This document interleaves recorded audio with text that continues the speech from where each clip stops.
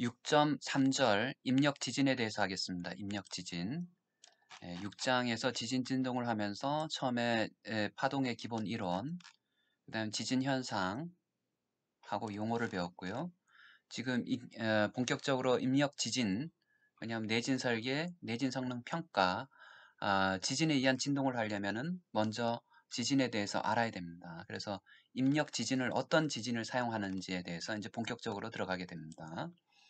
그래서 1절에서는 자유장 해석, 자유장이란 것은 아무것도 없다라고 란 뜻이 구조물이 없는 상태라고 해서 자유장이라고 부르고요. 구조물이 없는 상태에서의 집안운동, 그래서 부지응답 해석이라고도 합니다. 그래서 그 다음에 두 번째 절에서는 등가 선형 해석입니다. 실질적으로 집안은 굉장한 비선형성을 갖고 있는데요.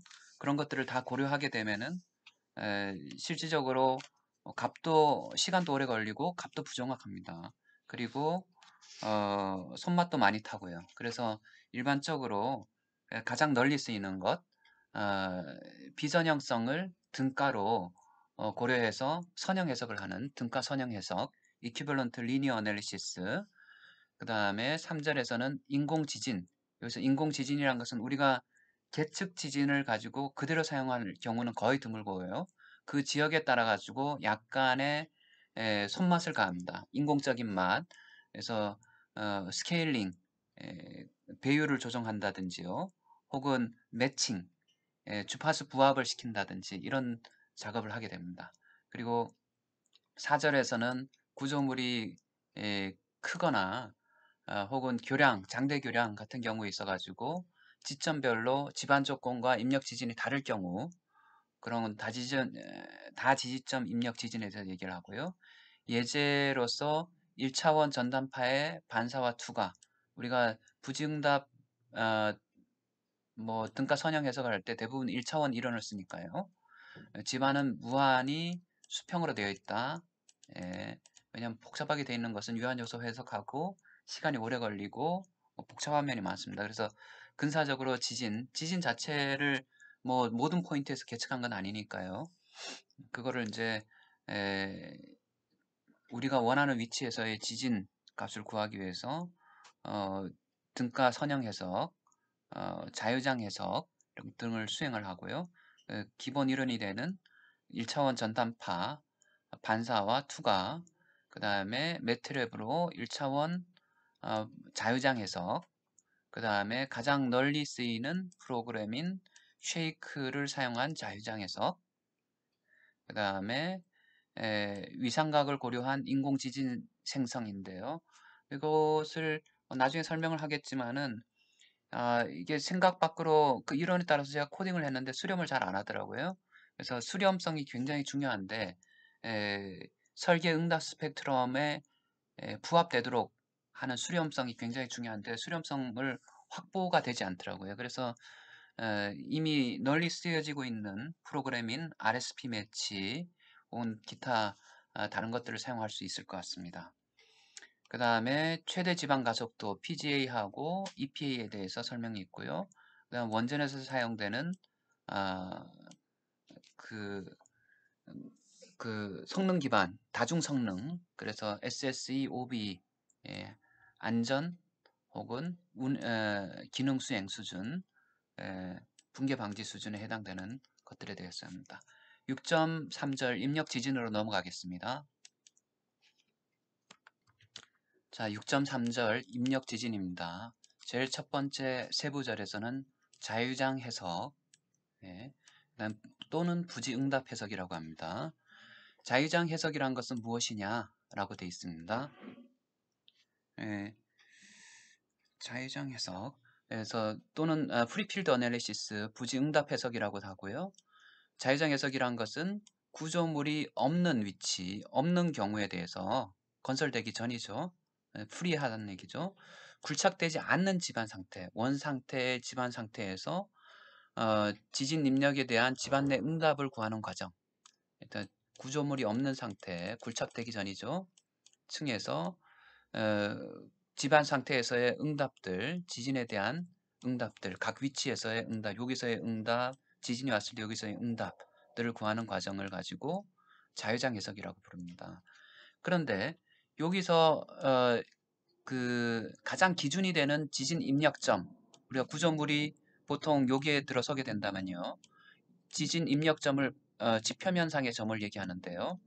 그래서 그 지진 입력의 기준이 되는 점, 우리가 실질적으로 지진 입력을 하는 지점이 어디냐에 따라서 거기 그 지점을 통제점 혹은 제어점이라고도 하는데요.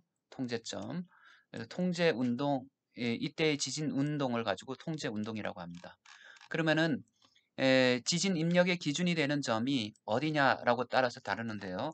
보통은 지표면에서의 점을 통제점이라고 사용합니다. 예, 또는 기반함상에서의 점을 사용합니다. B점, A점과 B점, 지표면상의 A점을 사용하든지 혹은 기반함, 베드락이다 부르는데요. 보통 붙여 쓰는데 이 책에서는 떨어졌었습니다. A점 혹은 B점을 사용하게 되고요. 일반적으로 A점을 많이 사용하고 뭐 경우에 따라서는 B점을 사용합니다. 그런데 A점 같은 경우에 있어서는 A점에서는 지표면에서 계측한 지진인데요. 에, 실질적으로 제일 많이 사용하기는 하지만은 실제 발생한 지진과 거의 동일하게 지표면상의 지반 운동을 정의할 수는 있지만 그 지반 층에 따라서 이 매립된 층에 따라 가지고 지반 운동이 많이 바뀌기 때문에, 근데 하지만 매립된 층에서 내부에서는 우리가 정확한 지반 운동을 알 수 없잖아요. 계측된 지진은 지표면이니까. 그래서 지표면 지진을 그대로 사용한다고 하면은 우리가 지중에서의 지반 운동을 정확하게 뭐 예측하기가 쉽지 않다라는 것이고요. 반면에 기반함에서의 운동, 여기 기반함에서 B점에서의 운동을 사용하게 된다면은 여기서의 운동과 여기서의 운동을 얼추 비슷하다고 생각한다면은 여기 같은 기반함이니까요. 충분히 강성이 크고 라고 했을 때 우리가 이 지표면상에서의 지중에서의 지반 운동을 다 정의를 할 수가 있고요. 그래서 만약에 나라에서 기반함에서의 운동 지진 자료를 주게 된다면은, 계측 자료를 주게 된다면은 그 지역별로 다른 지반 특성을 가진 지역별로 이 지진을 입력 운동으로 사용할 수가 있다. 기반함에서.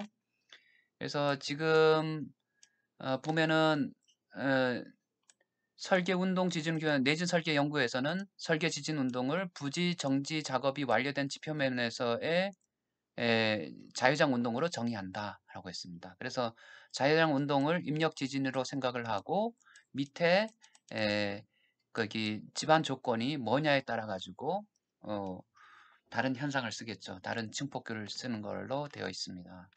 일반적으로 가장 이제 지반의 영향을 덜 받는 것은 노드, 여기 기반함에서 정의한 운동이다. 그래서 용어들을 조금 보면은 요거를 가지고 이제 안반 노드, 이슬 노자에 머리 두자를 씁니다. 그래서 안반 노드, 이슬을 받는 안반 노드 운동이고요. 이건 기반하는 운동을 우리가 일반적으로 통제 운동으로 원자력 같은 데는 쓰고 있고요. 기반함 노드 운동, 기반함인데 노드, 겉으로 드러났다는 얘기죠. 아웃크라핑입니다. 이렇게 용어들이 있습니다.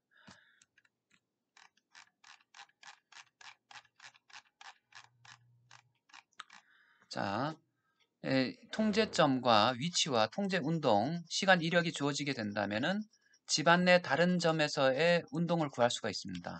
근데 어떤 점에서의 한 점에서의 거기 통제 운동을 알게 되면 다른 점에서의 운동을 구할 수가 있는데요.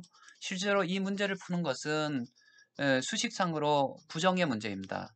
이게 방정식의 개수보다 구하려고 하는 해가 더 많은 경우죠. 그래서 풀 수가 없습니다. 그래서 이러한 문제를 풀기 위해서 문제를 단순화시킵니다. 여기 우리가 통제점과 통제 운동에서의 진폭만 알고 있다라고 하고 다른 지점에서의 진폭만 구하는 문제로 단순화시킵니다. 왜냐하면 부정이니까 풀 수 있는 문제로 만들기 위해서입니다. 그래서 집안의 운동은 1차원으로 파동 전파를 하고 그 다음에 입력파는 실체파와 표면파로 가정을 하고 그 다음에 평면파 가정을 사용합니다. 평면파. 예, 평면파 앞에서 배웠죠? 파가 전파하는데 파에 수직되는 면이 평면이다. 곡선이 아니다. 입니다. 자, 1차원 파동 전파 가정입니다. 안반에서 지표면까지 1차원으로 파동이 전파되는 겁니다. 한 방향으로. 그래서 1차원이란 것은 뭐냐 하면은 실질적으로는 파가 보면은 뒤에 그림 보면은 이게 뭐 회절도하고 막 이렇게 돌아가면서 파동이 이렇게 전파하죠.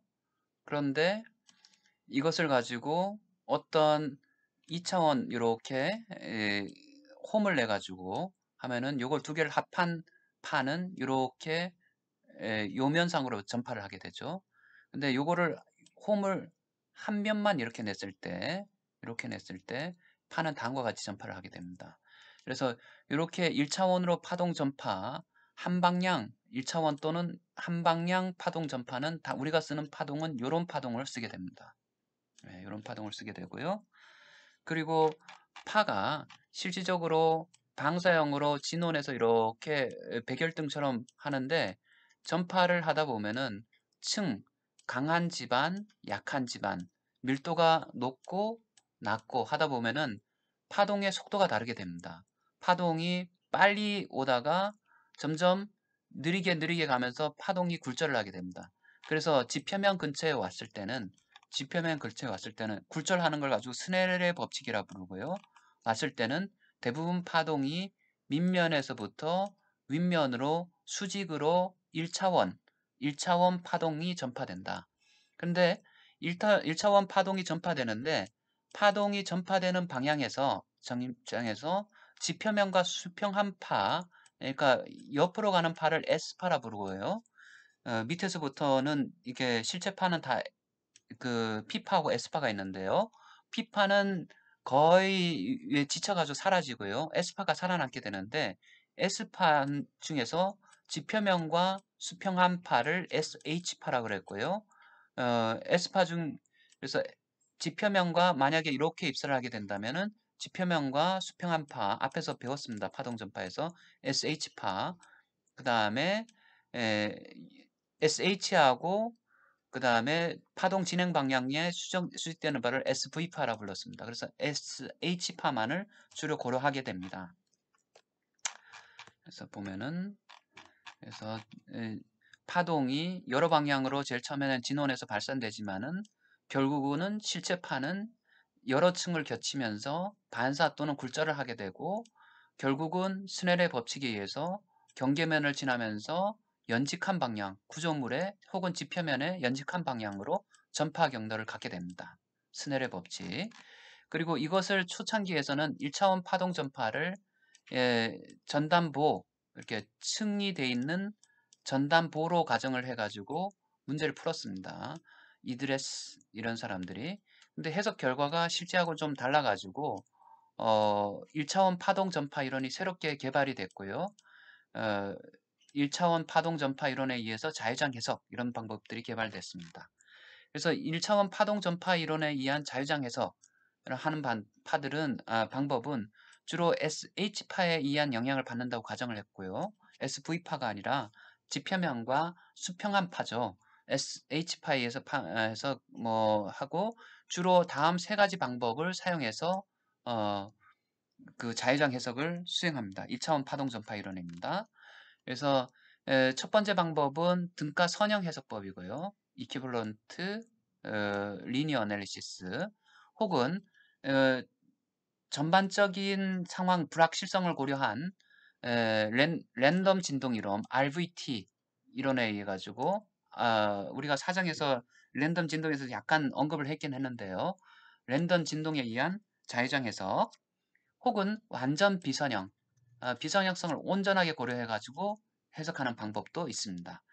가장 널리 쓰이는 자유장 해석 방법은 쉐이크 계열 프로그램을 사용하는 건데요. 쉐이크 91, 프로 쉐이크.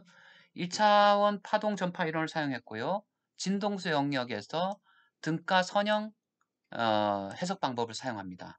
그래서 진동수 영역 해석 방법을 사용하다 보니까 일반적으로 실질적인 집안의 해석은 집안은 비선형성을 나타내니까 등가 선형을 여러 번 반복적으로 수행을 하게 됩니다. 예.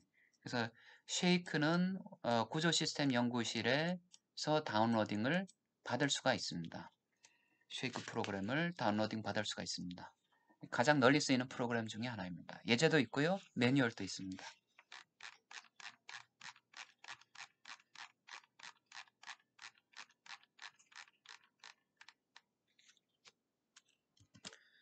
(1차원) 선형 탄성 파동 방정식을 통해서 특정 진동수에 대한 운동 방정식, 파동 방정식을 풀어서 층간 변이를 구할 수 있습니다. 층경계. 밑에서 Z축은 밑으로 가는 거를 하고 U는 변이고요. 밑에서 위로 올라가는 것을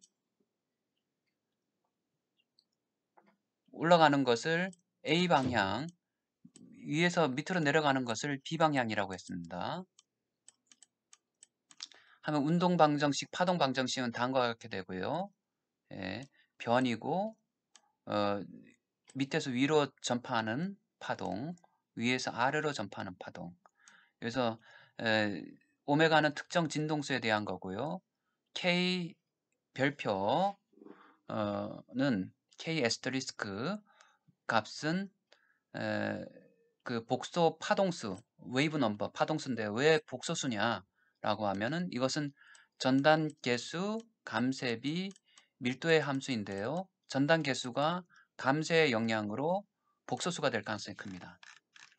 그래서 이런 파동 방정식을 풀어가지고 어떤 거기 파동의 전파에 관한 방정식을 풀어가지고 층경계에서의 변이를 구하게 됩니다. 그런데 층경계에서의 변이를 구하는데 우리가 위에서부터 층을 첫 번째 층, 두 번째 층, 세 번째 층 경계 해서 n번째 층 경계 혹은 n번째 층 경계라고 했을 때 n번째 층 경계를 혹은 베드락 기반함이라 했을 때 n번째 층 경계에서의 집안 운동의 값을 U 이제 M이라고 했고요. 캐피탈 UM 진동수 영역상에서 나타냈으니까요. 그 다음에 n번째에서 UM이라고 했을 때 각각에서의 진폭의 B를 가지고 전달 함수라고 했습니다. n번째 층에서의 입력에 대한 여기서의 층의 입력에 되는 n번째 층에서의 출력, 변이의 비율을 가지고 트랜스퍼 펑션, 진도수 영역상에서의 층 경계 입력에 대한 층의 내부에서의 경계 입력에 대한 내부의 이미지 m번째 층에서의 변이값의 비율을 가지고 전달함수라고 합니다. 전달함수, 지진 입력의 전달함수. 왜 이걸 배워야 되느냐? 이제 나중에 쭉 보면은 쉐이크 이론의 쉐이크 프로그램의 기본 이론이 됩니다. 그래서 우리가 n번째 층에서의 응답을 구하려면은 현재 알고 있는 것이 n번째 층이다. 그러면 전달함수를 곱해가지고 전달함수는 파동 방정식으로 앞에서 선형 파동 방정식으로 구할 수가 있습니다. 여러 가지 가정에 의해서 그러면 우리가 이걸 입력으로 놨을 때 출력을 구할 수가 있다입니다. 그래서 n번째 층에서의 입력을 넣었을 때 우리가 임의의 n번째 층에서의 아풋을 구할 수가 있다. 근데 실질적으로 계측되는 것은 이렇게 지중 땅 안에서의 계측 지점이 아니라 밖에 드러난 기반함 노드 밖에서 계측되는 것이 일반적입니다. 근데 이것이 n번째 층이 서로 층이 이렇게 연결됐다고 했을 때 지중해 있을 경우는 위로 하는 파동과 아래로 가는 파동이 서로 다릅니다. 근데 지표면에서는 서로 같습니다. 같으니까 두 개를 더한 것은 2an으로 놓을 수가 있습니다. 일반적으로 계측되는 것은 여기서 계측되는 것이기 때문에 앞에 수식에서 트랜스퍼 펑션에서 기반함을 입력을 했을 때 기반함을 같은 n층인데 지중일 경우는 상향과 하향의 진폭이 서로 다르고요. 지표면에서는 노드에서는 서로 같기 때문에 같은 전달 함수를 구하게 되는데 이러한 전달 함수를 앞에 하고 다르게 앞에서는 이러한 전달 함수였잖아요. 어 근데 지금은 요런 전달 함수를 사용을 해야 됩니다. 노드 운동을 사용할 경우에. 예. 근데 그 경우에 어떤 앞에서 구한 값에다 요 값을 구해 줘야 되는데요. 이 값은 일반적으로 1보다 작습니다. 1보다 작아요. 어 1보다 작기 때문에 에 그 그림을 보게 되면은 우리가 에 그 전달 함수를 구했는데요. 이게 트랜스퍼 펑션인데 전달 함수인데 그 노드 운동을 사용했을 때 전달 함수는 이렇게 뾰족뾰족 튀어나옵니다. 하지만 입력 지진을 지중을 사용했을 때 에, 보면은 이렇게 파란색으로 하는 작게 나타납니다. 그런데 우리가 그 아, 아, 그게 노드 운동을 사용했을 때가 작게 나타나고요. 서피스 거기 지중해에서 사용했을 때가 크게 나타납니다. 그러니까 근데 일반적으로 우리가 노드 운동을 사용해야 되는 경우이기 때문에 특히 원자력 같은 경우에 이것을 실질적인 것보다 과소평가할 수가 있으니까 원자력의 내진 설계에서는 입력 운동을 AN을 사용하는 대신에 AN 값을 사용하는 대신에 2AN 값을 사용한다. 그러니까 실질적으로 여기서는 4AN이 들어가는 거죠. 4AN이 들어가가지고 훨씬 더 거기 이렇게 거기 굉장히 보수적인 설계를 하고 있습니다. 쉐이크 해석 같은 경우에 있어서